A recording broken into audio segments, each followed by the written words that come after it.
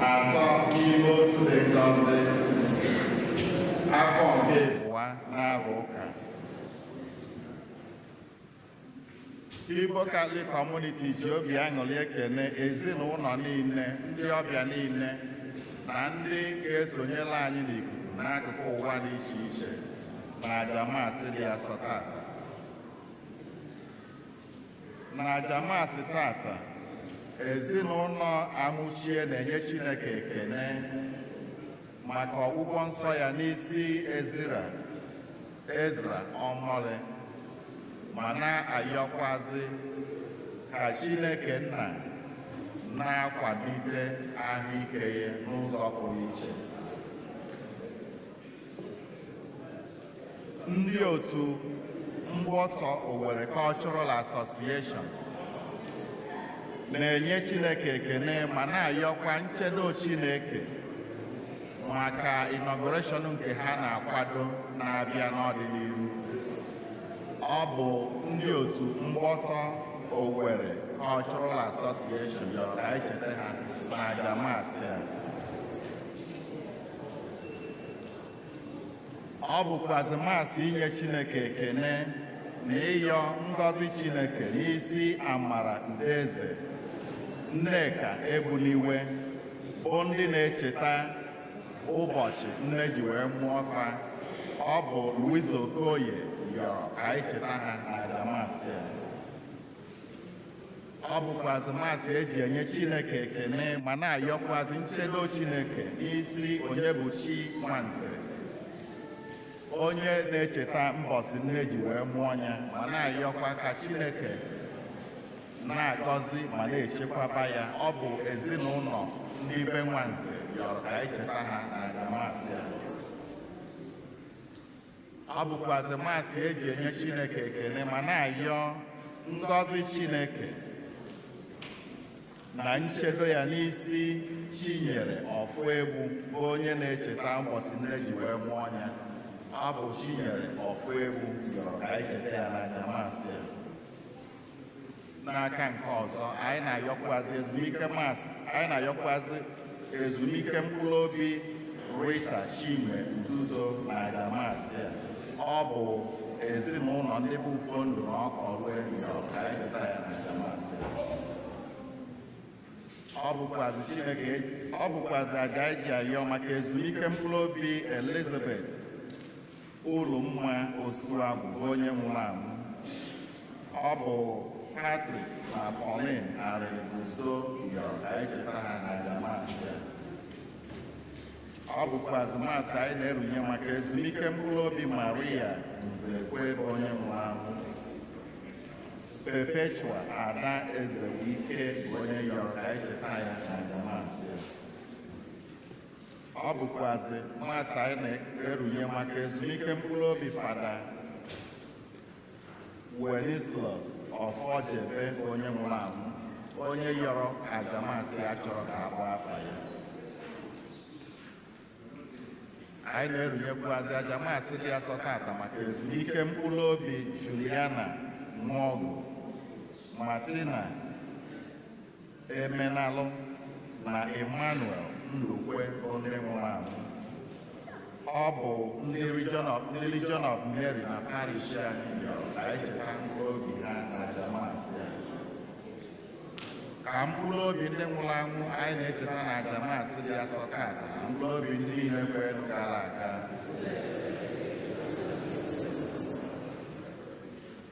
Onye isi nchụaja anyị n'aja Maasị dị asọ tata bụ ụkọchukwu Jude Umobi, bụ parish priest anyị.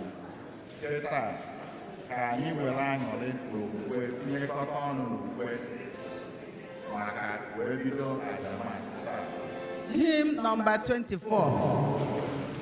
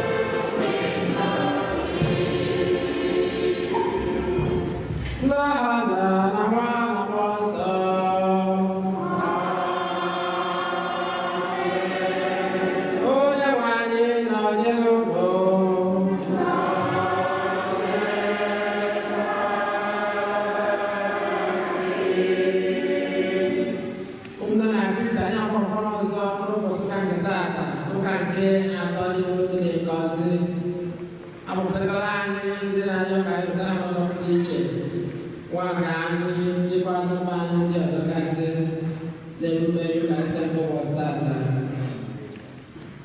Amasi po postata kwa Aiwe ihai ulo kapo na komisyon ambil Dina yukani nyang bado Olo posa po kukwe Hanalo Na ako wadi chiche Aiwe sister Mary Paul Sina dota soj Divine Lord Kega awaye owu agujozi ọma. Ụmụnna ka anyị gbado nwanyị nke ọma maka nnukwu emume nke Eucharistia site n'ikwupụta njọ.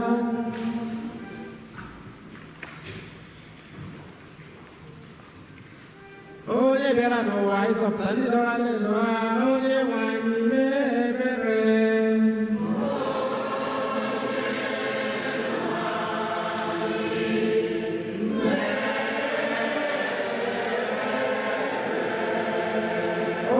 No white on the image of Christi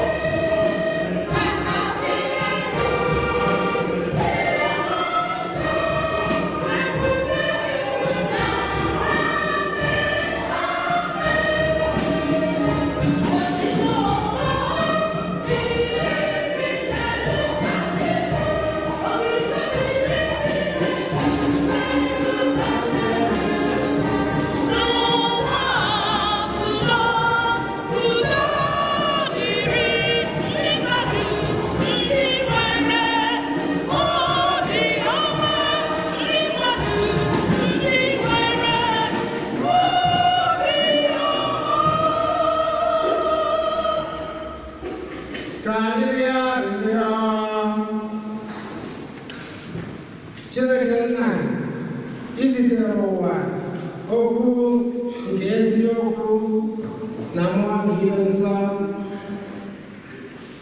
wee mee ka ihe omimi gị ịtụnanya chawapụta n'iru mmadụ.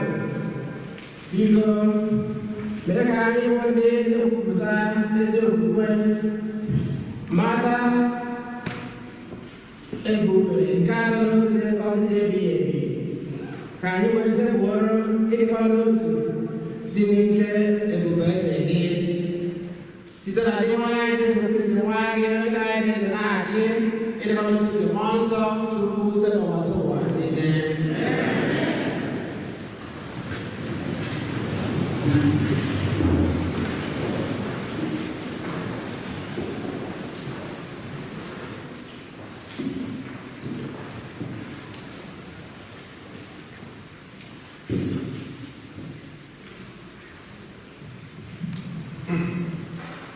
Ihe ọgụgụ enwetara n'akụkọ Deuteronomy.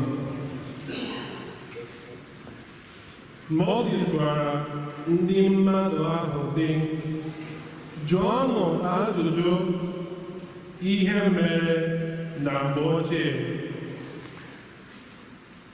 tupu unu apụta ụwa.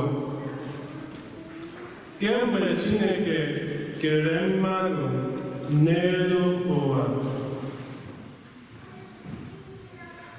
site n'otu akụkụ igwe jụrụ ajụjụ na nke ọzọ. O nweela mgbe ihe ukwu dịka nke a mere? Anụla ya na ntị mbụ?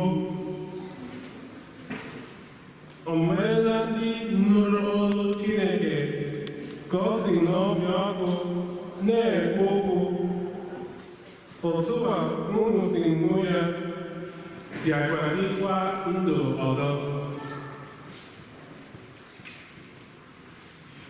O nweela chi ọzọ unu nụrụ na ọ gwara ma mee ka ndị ya site n'ala ebe ha bụ ndị ohu pụta, dịka Onyenwe anyị Chineke unu mere unu n'ala Ijipt? N'ihi na ọ bụ ike ya dị ukwuu ka ọ dị n'apụta unu. Ọ rụkwara ọtụtụ ọrụ ịrịba ama n'ọrụ ịtụnanya, gbuo agha, meekwa ọtụtụ ihe dị egwu n'ihu anya unu. Ọ bụ ihe niile ndị a ka Onyenwe anyị Chineke unu mere unu n'ala Ijipt. Unu jikwara anya unu hụ ya. Ihe a ka unu ga-eji mata na Onyenwe anyị bụ Chineke nwere igwe n'ụwa, na o nweghị chi ọzọ dịnụ. Unu ga-edeberịrị atụmatụ na iwu ya niile ndị a m na-enye unu taa, ka ọ wee dịrị unu na ụmụ na-eso unu n'azụ mma, ka unu wee bie ogologo ndụ n'ala ahụ Onyenwe anyị Chineke na-enye unu ruo mgbe ebighị ebi. Okwu nke Ọsebụla.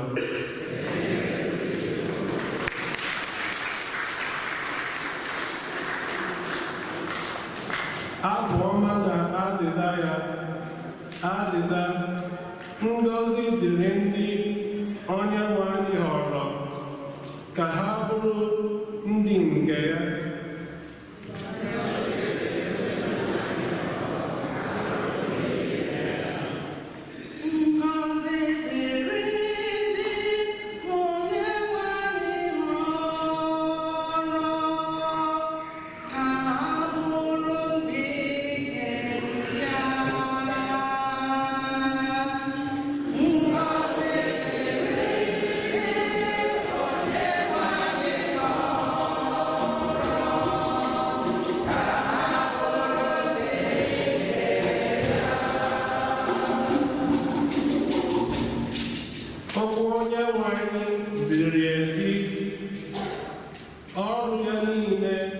kwesịrị ntụkwasị obi, ezi omume na ikpe nkwụmọtọ na-amasị ya.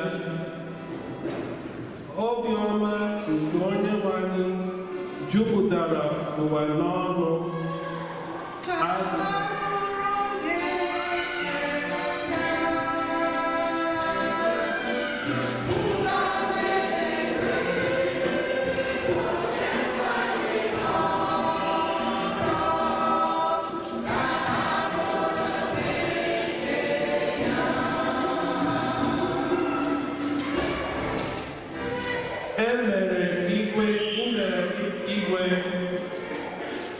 Site n'okwu ọnụ nke Onyenwe anyị, iku ume si ya n'ọnụ, ka ejikwara mee kpakpando niile, n'ihi na o kwuru okwu ihe wee dị, o tikwara iwu ihe wee bụrụ.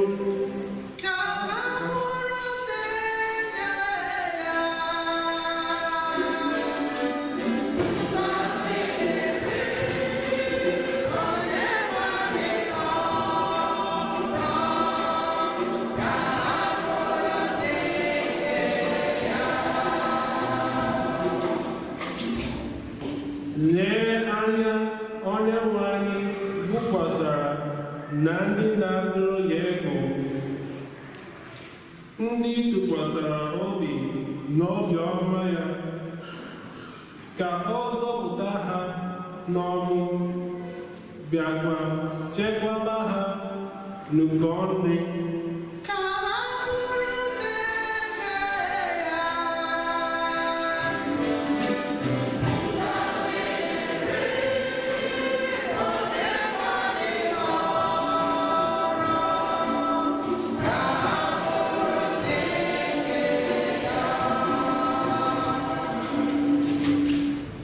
Mkpụrụ obi anyị na-eche Onyenwe anyị, ọ bụ enyemaka na-ekpere anyị. Biko Onyenwe anyị, were obiọma gị kpọgide anyị, ebe ọ bụ na anyị tụkwasara obi anyị na gị.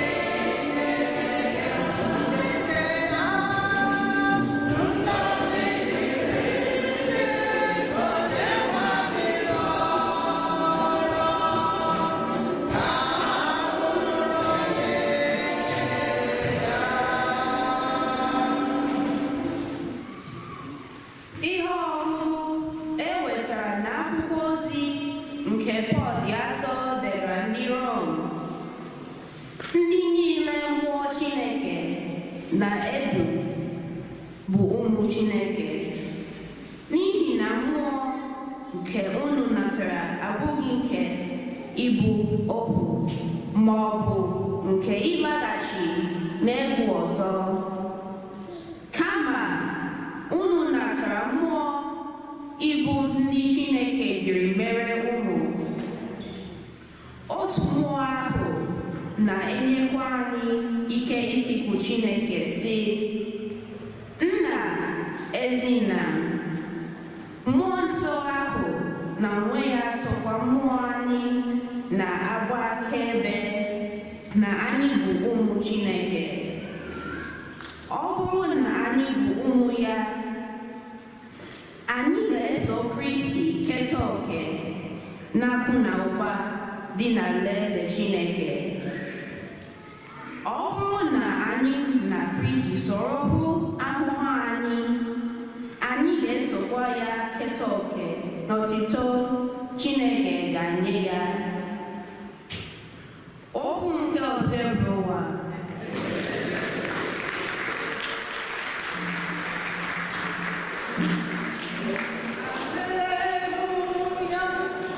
Hallelujah.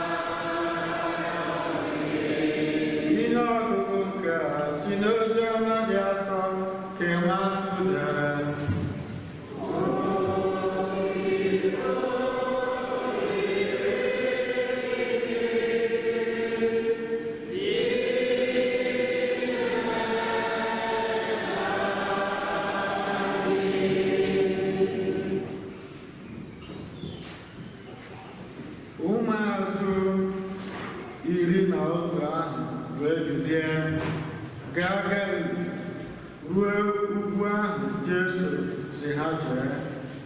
Mgbe ha hụrụ ya, ha kpọrọ ya isi ala, ma ụfọdụ nwere obi abụọ. Jesu abịakwute ha mgbe ahụ sị, e nwere ike niile dị n'eluigwe na nke dị n'ụwa nye m. N'ihi ya, gaanụ mee mba niile ka ha bụrụzi ndị ga na-eso ụzọ, na-emenụ ha mmiri Chukwu n'aha Nna na Nwa na Mmụọ Nsọ.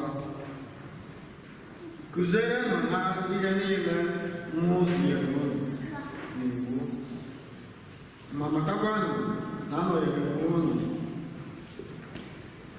mgbe niile wee ruo ọgwụgwụ ụwa. Ozi ọma nke o si bụrụ ụwa.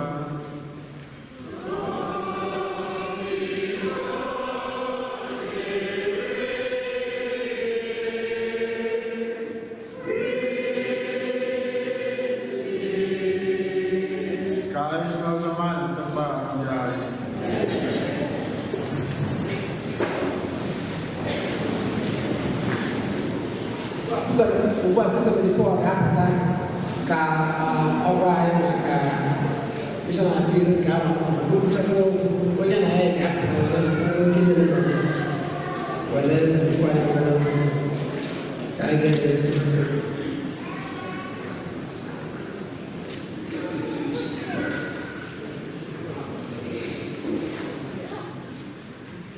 Oito dele Jesu. Onye jisi ike. Ya gbakwa ha mbọ anyị nyere ya aka. Aga m asụ ngiri Igbo nke pere m asụ n'Igbo asụbanye n'Igbo ncha n'ebe a na-aghọta Igbo. Aga m ebido ekele fada sinsi ndị ọrụ na-eledokwa m anya ọfụma dịkọkwa ọrụ na ya aka.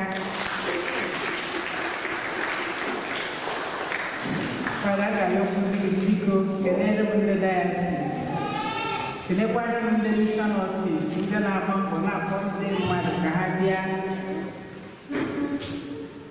na parish dị iche iche na-enyere ha aka maka ọrụ nke ha na-arụ. Achọkwakwa m ikele ụnụ ndị parish maka na ọ bụrụ na aka ha ewetekwa ha ga-edunye anyị, ọ maka ha mara ụnụ na-enye ọnya ka ha ji ekele. So biko kpọrọ ụnụ na aka. Unu na-enyere ndị mmadụ aka, ọ dị nke unu nwee obere nghọta maka aka unu na-enye mbọ ihe ọ na-eme n'ebe anyị na-arụkasị ọrụ. Ọ na-adị mbọ unu nwee a glimpse of it, unu ga na-enwe aṅụrị maka na mgbe dịnwe anyị si gaa n'ụba ebe niile, go to the whole world and proclaim the good news. Ekwukwara ya na gospel taa, or say, go to the whole world and baptize and do good. Ọnụ nọ ebe a, ọnụ na-enye aka, anyị wee na-arụ ọrụ anyị na-arụ, wee na-adị mma. And aka ọnụ na-enye ndị ọzọ tata ka a chọrọ ọnụ nyere ndị Daughters of Divine Law. Kedu ndị bụ ndị Daughters of Divine Law? Otu Bishọp Okoye bido na 1969. Oge Biafra, Nigerian Biafra. Ihe dị elu obi iji wee bido ihe a bụ ihe ọbụla ị na-eme ya bụrụ igosi ịhụnanya nke gị. Onye kpatara ndị sista anyị niile na-arụ ọrụ, ị ga-ahụ ha ma n'ụlọ ọgwụ, ma n'ụlọ akwụkwọ, ma na parish, ma social work. Nke ọbụla rụrụ aka ha na-eri ya maka na ihe a na-agba mgbe ikere that expression of God's love.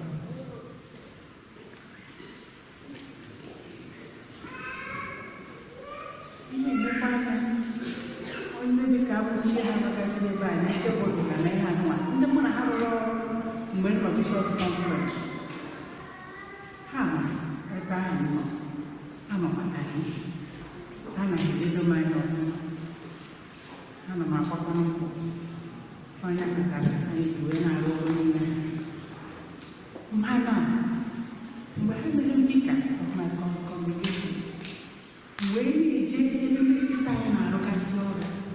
O nwere ebe m na-ejecha anya mmiri eju m anya. O nwere ebe m na-ejecha ike akwụ m, ana m agụ onwe m ya. Aga m eje mkpanụ ọgwụ ebe a ndị sista anyị nọ na-arụ ọrụ.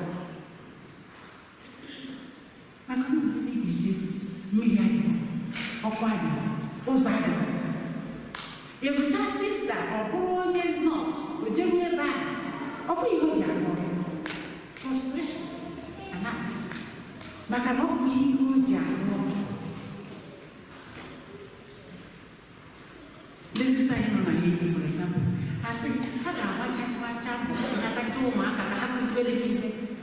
Ịkpọkọnatacha ụmụaka ka ekụziri ihe, ihe ị ga na-ahụ bụ onye na-eri ughere oge pụkwa ogekwa ha ka ihe ọ na-erezi ya bụ ughere. Olibeghọ nri agụụ, olibeghọ nri agụụ ji. Ndị sistem onye n'ụzọ chọkwara ndị ego a ga-eji nye ha nri ha ga-eri bifo ha abịa ga-eweta ntị a na-akụzi nkụzi ụka. Ị ga-aghọtakwa ihe a na-ekwu ebe agụụ na-agụ. Ọ dịghị pọsịbụl. So ebigo n'ụzọ chọrọ ha chọrọ mmiri. Ebiri na pantị Eleanor, ndị ibiri bifo enweta mmiri, nweta ọkụ, nweta ihe ọbụla. Mana o nwere ebe ị ga-eje mmiri ya adịghị. Ndị mmadụ ga-eje miles iji nweta mmiri. Ebe a ha nweta mmiri ụfọdụ ọ dị dọtị dịka ndị akụkụ be anyị dị akpọtere gị, ndị sista na-akpọtere gị akụkụ ime ifo ma n'ihe ịkụ ụfọdụ ikpe mmiri ahụ ọ dị mma. Ị chọrọgodo filta ị ga-eji wee filta ụfọdụ etinye abụ wee na-aṅụ.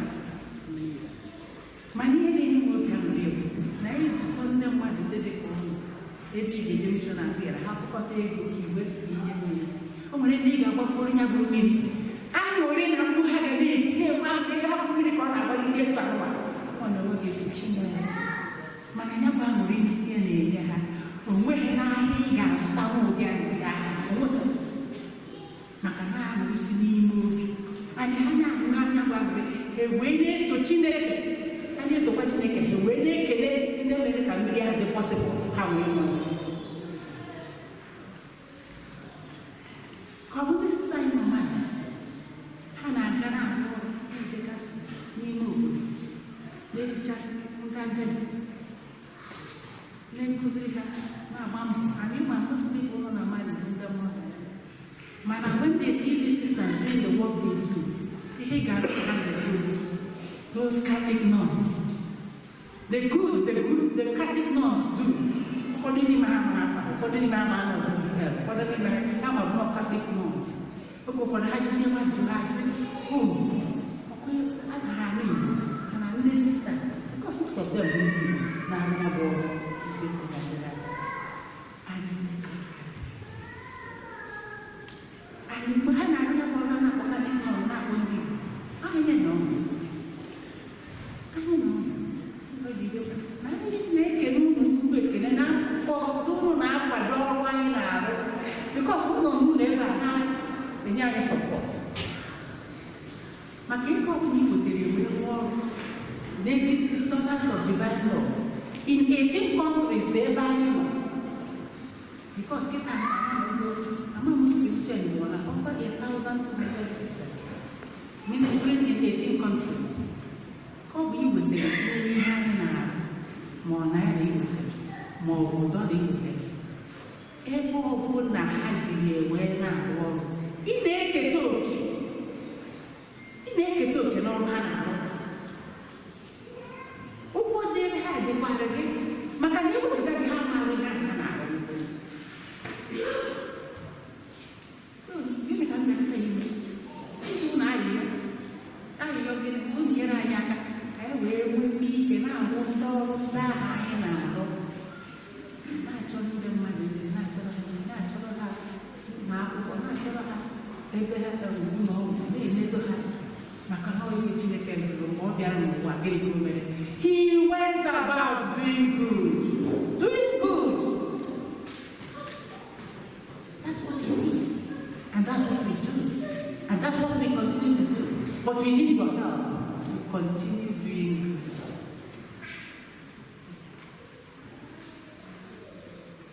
Imechi ofu project nchọrọ onyinye kwuru anyị aka n'ụzọ pụrụ iche. Nwere ụlọ ọgwụ anyị na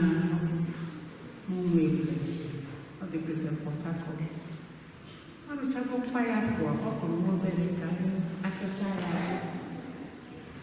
mana ebidiri na equipment ụdị ndị kwetere nkwa mgbakọnata na nwere equipment mana ebidiri ego ga-eji shipie and then I say for each to land now that I will need $23,000.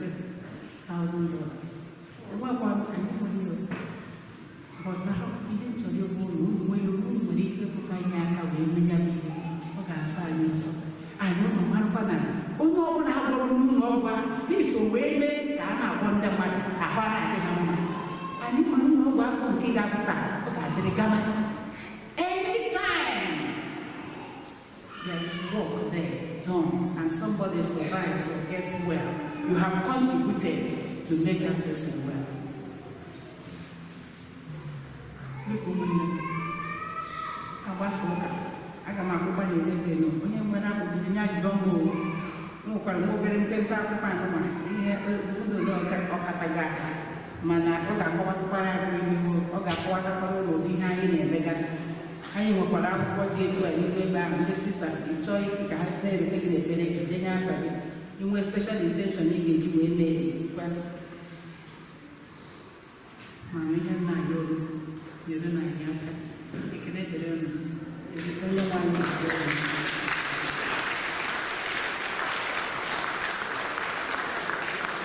o nwere onye Dr. Nkesiase or chair of the board and advisory board in Chicago committee, but that's the development ministry. So, my chapter for Los Angeles. Can't you know?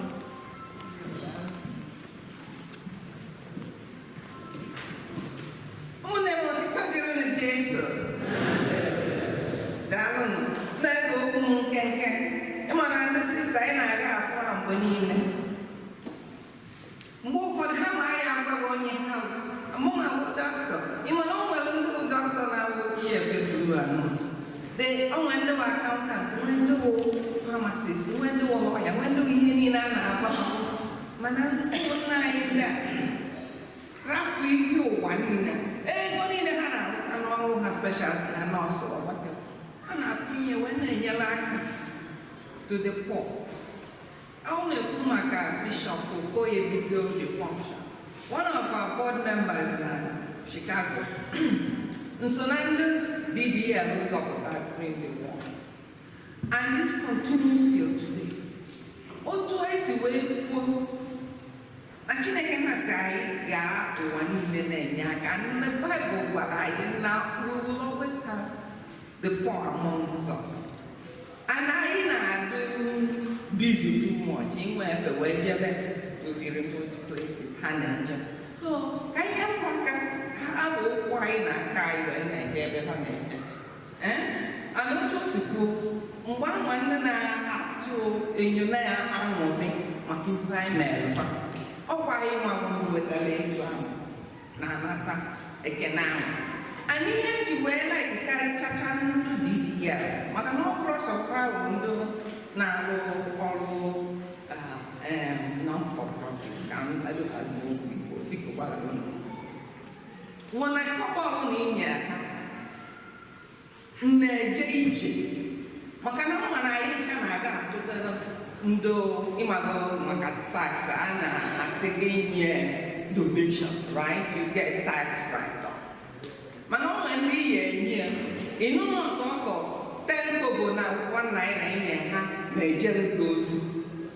Mana ihe ndị dị ego ọbụla inye ha ịchọda ihe ha na-arụsị ha na nne ihe ịchọrọ ka ha jiri ego mee kpọmkwem.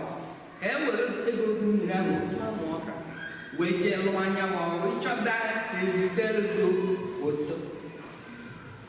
N'ọkwa ụmụnne m na m a na-egidego m ndị a na-egide ha nsoro na bọọdụ ha for more than 10 years emegidezie mkpụrụzi onye isi bọọdụ. Mana m na-asị na ndị mmadụ ghọta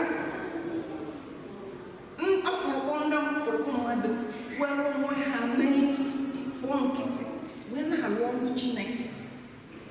Na ha ya achọ ka ha tụnyere ha ndozi ha ka anyị kwado ndị ahụ behind the na-edu ha na-atụrụ ha opi ha ji na-aga dododo ụmụnne m biko unu soro anyị n'ọrụ Chineke nke a daalụ n'otite tụrụ Jesu.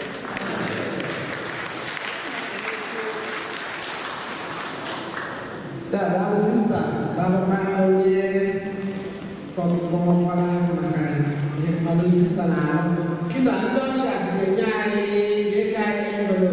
envelope, admission office tidak makan pilih betul, macam dia nak ada kerja apa envelope, abu tiba-tiba jadi awak ni cakap itu cikgu ini itu Salesian Church, nama ini Mission Appeal. It's about making difference to the society for the propagation of the faith. I already remember the whole one from my country to BBL. I because I never have one check to the mission office. Yeah, to the mission office.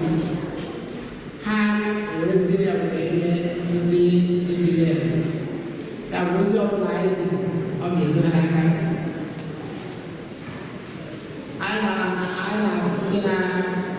got power of the idea about and I am calling from Ikiran or Chapel, almost when all of the morning. Yes.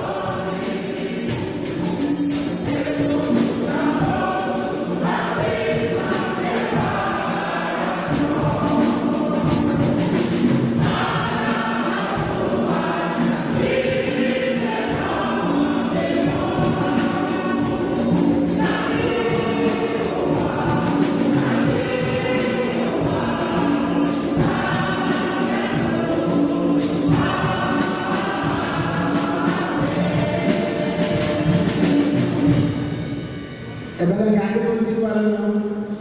Taa ka anyị ga-eji ndị kwere n'okwu na-egosi nke na-egosi anyị maka ịdịkọ n'otu dị n'ime nke Chineke. Ka anyị ọrụ Chineke maka ya bụ onye nke ịdịkọ n'otu dị ezinụlọ anyị na nzukọ anyị. Ka anyị gwa Chineke mba ndị ọzọ dị iche iche ebere nke dị kwere.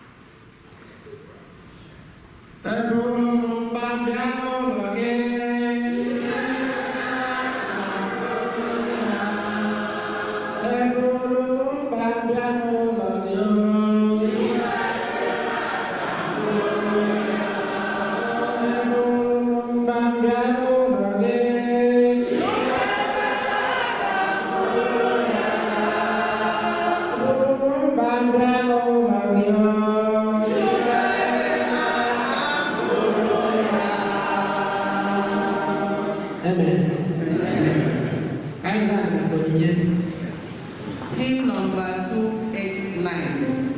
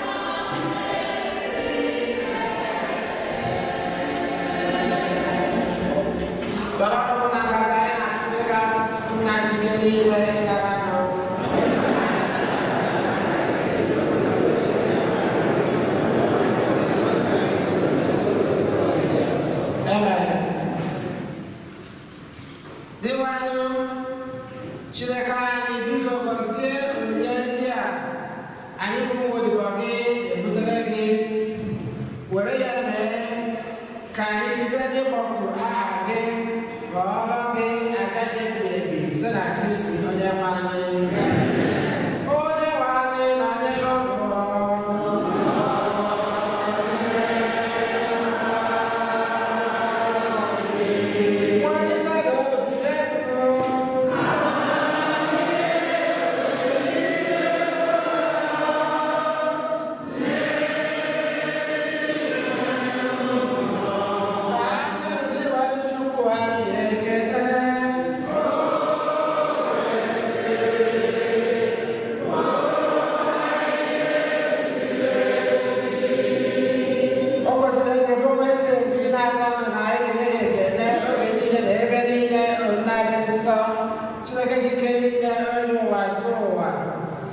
nke na otu nwa gị na mmụọ nsọ bụ otu Chukwu, otu ose bụ ụwa.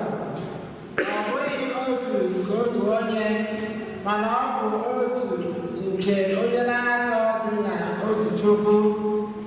N'ihi na ihe ọbụla nke ị gosiri anyị kwere banyere otuto gị, otu ihe ahụ kwa ka anyị ma banyere nwa gị, banyerekwa mmụọ nsọ na-amaghị nkewa ụbọchị ọzọ, ka ọ ga-abụ a na-ekwupụta ezi Chukwu dị ebe ebe, a na-esebukwa ịbụ onye nke ọbụla n'ụdị ya, na-esebukwa ịbụ sọ otu nke Chukwu n'onwe ya, na-esebukwa ha n'otu nke ebube ha, nke ndị n'ọma niile ikele nke eluigwe na-eto mgbe niile wee na-asị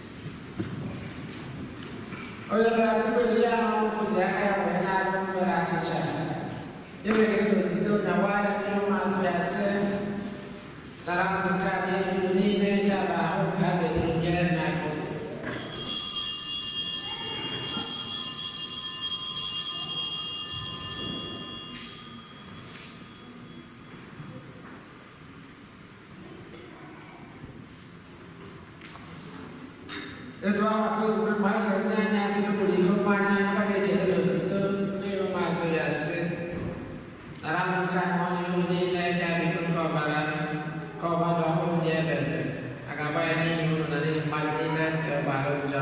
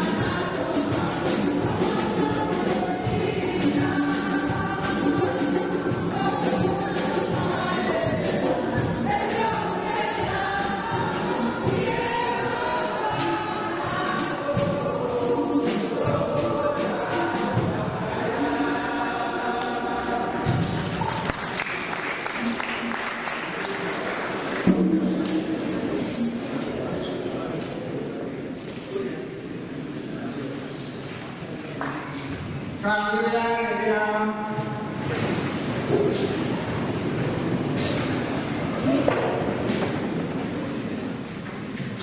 Chineke nna anyị ekwupụta anyị dịkọ n'otu nke alụmdi dị ngọzi ebighị ebi mee ka ihe omume a anyị natatara wetara anyị nzọpụta nke arụ na mkpụrụ obi site na Kristi Onyenwe anyị. Ka anyị taa dị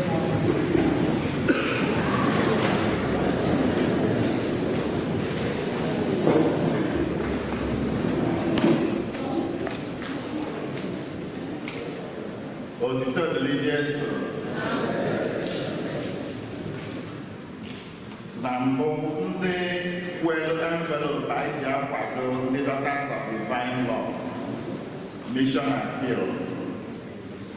Ndị a nwere ike inye envelope nke pata, ha nwere ike iji na file enye out tinye cheki ha ji chee kwado ndị Mission Appeal. Wechitie mbọsị ụka ọbụla ọzọ, anyị ga-ana ya karịa ofu mbọsị ụka. So onye anya jiri ihe ọ ga-eji kwado ha taa, ya sị na ya na-emezie mgbe ọzọ. Ị nwere ike iwechitie mgbe ọzọ tinye na collection basket, ọ ga-erukwa ha aka wee na-akwado ọrụ mgbasa okwukwe nke ha na-arụ n'akụkụ ụwa dị iche iche. Anyị ka na-echetakwazị ndị parish anyị na ndị na-abịata na Together in Mission. Ego Archdiocese ji akwado parishes na ụlọ akwụkwọ ndị a ga-anata ego zuo fa. Together in Mission Appeal ka na-aga n'ihu, ọ ka bidosi afọ. Ndị a na-emebọrọ pledge nwere ike ime pledge fa. Ọ bụkwanụ na imego pledge wee nwayọọ na-apụ ya ka ọ ghara ịgbaji gị aka. The National Convention nke Ibusa nke a na-akwado a na-agba ọgwụ ya eri olugokwanụ, ọ bụ n'ọnwa Jun. Ọ ga-ebido na Jun 27th. Amaara m na onye ọbụla na-akwado iji ya emego arịnmen maka ebe ọ ga-alarụ na etu ọ ga-esi wee jee, mana onye ka nwere ajụjụ ọbụla gbasara ihe dịka ad na broshi nwere ike ịkpọtụrụ onye isi ndị nne Sabel na Amadi ma ọ bụ onye isi ndị nne Dr. Angela Okwewu ma ọ bụ onye isi ndị nna Sabel na Amadi. Nke a gosiri na unu na-ege ntị.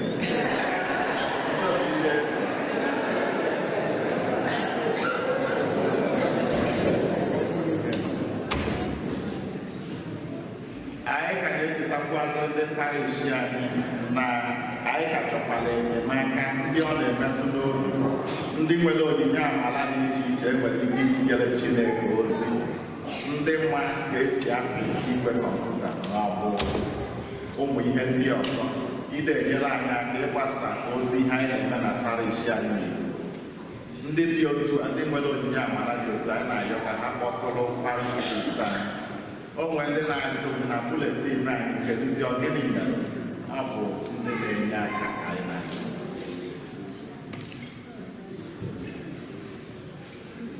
n'ụzọ pụrụ iche. Anyị na-echetakwazị ndị parish anyị niile ndị na-achọ etu ha ga-esi chenji adresị ha ji enweta donation weekly collection envelope.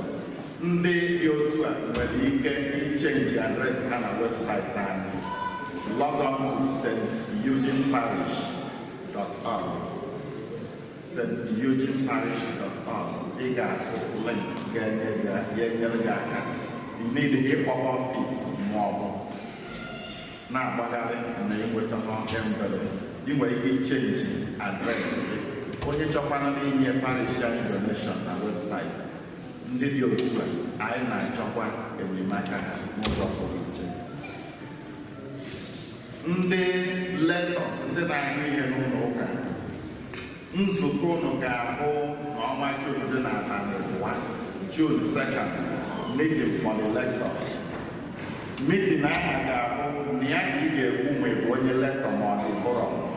Onye ọbụla anafụrụ ọ bụghịzi onye lector. Onye ọfụ ọbụla afọ ọ bụrụ onye lekta ọ kọwara onwe ya onye ọfụ afọ ya esonye onye ochie ya n'afọ ya abụọ otuto dịrị Jesu.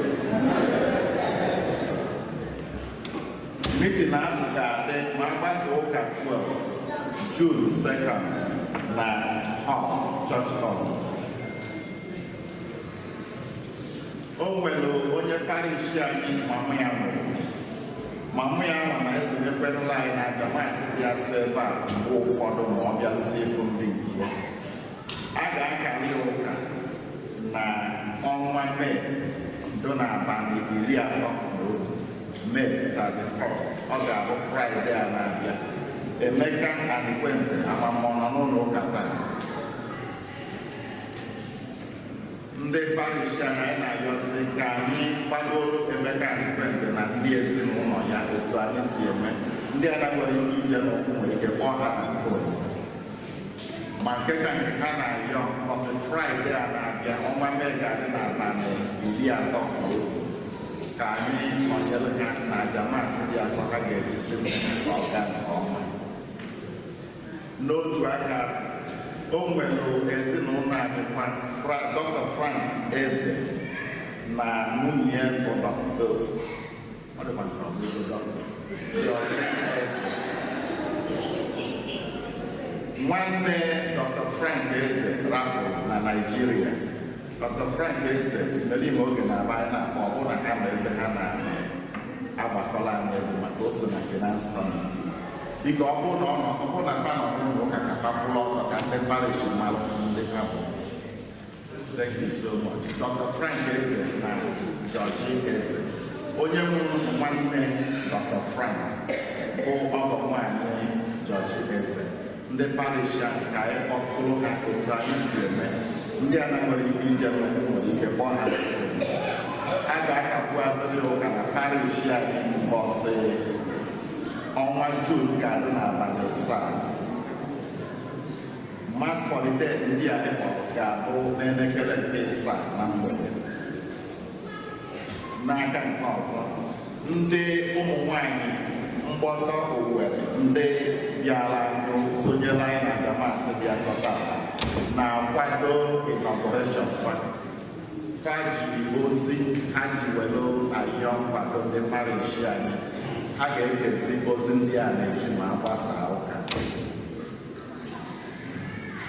Ndị Sacred Heart of Jesus and the Immaculate Heart of Mary ndị otu ebele nọ na parish anyị na-akwadobe nnukwu mmemme ha ga-eme n'ọnwa June dị n'abalị 9. Ọ ga-abụ the Feast of the Sacred Heart of Jesus. Amana Owegosi ndị otu ama ụdị ha ji akwado onwe ha ma na-akwado parish anyị n'ụzọ ebele pụrụ iche. Fa na-arịọ ka ndị parish anyị niile sonyere ha na ya bụ feast. Ọ bụ nnukwu feast n'ụka na nzukọ nsọ Katọlik. Ọ ga-abụ ha ga-enwe refreshment na agbasa ụka ụbọchị ahụ na ụbọchị ọnwa June ga-adị n'abalị 9 ma agbasa ụka 12. Ha ga-enwe refreshment n'ezi. Sacred Heart of Jesus, Immaculate Heart of Mary. Ndị ebele ha ka na-ayọkwa ndị chọrọ isonye n'otu ebele ahụ. Tata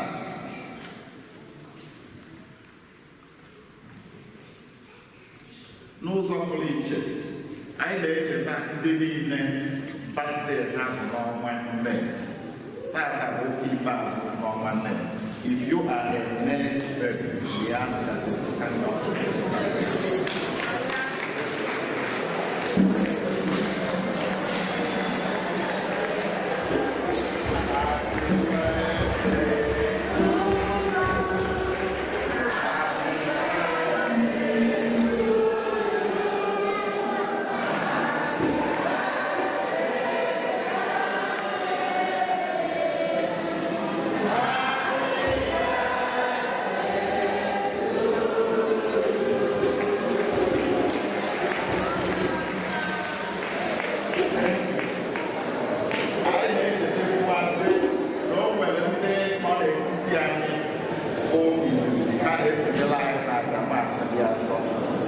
today is the first time you're worshiping with us, we're asking that you stand up so we can recognize your presence.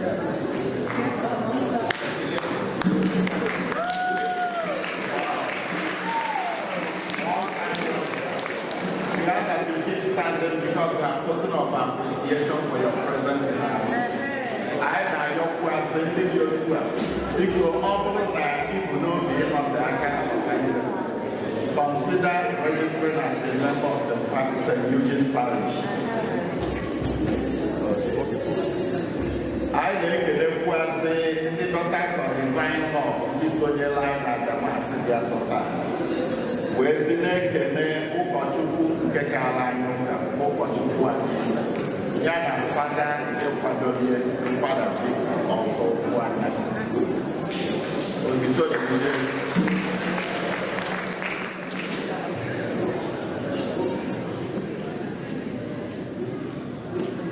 They will know, everybody. I'm a teacher, but I'm president today in Montgomery, Cultural Association of Southern California. Ashim Mabiayon, in of inauguration, August 17, 2024. And now, you can know the Orange Sky to Gasha, Elaine, Bogarapanan, a map and long ahead sugar. How more?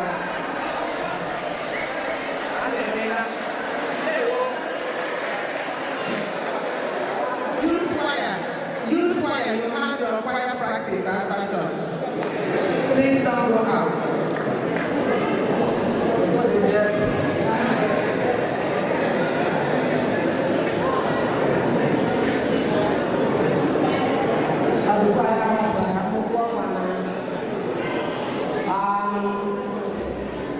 Bishop Regional Bishop Matthew Gavana Ukema na June 23 on a prayer was different block June 23 Bishop of our region I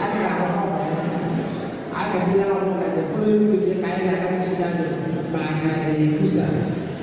This guy will be a bad so we hope that you may take time. So I already talked much. That was starting with the sister now, only they can appear to us that they can add in I need Balu with Dalu. Oh, why I don't know. That's what you tell me, because I don't know.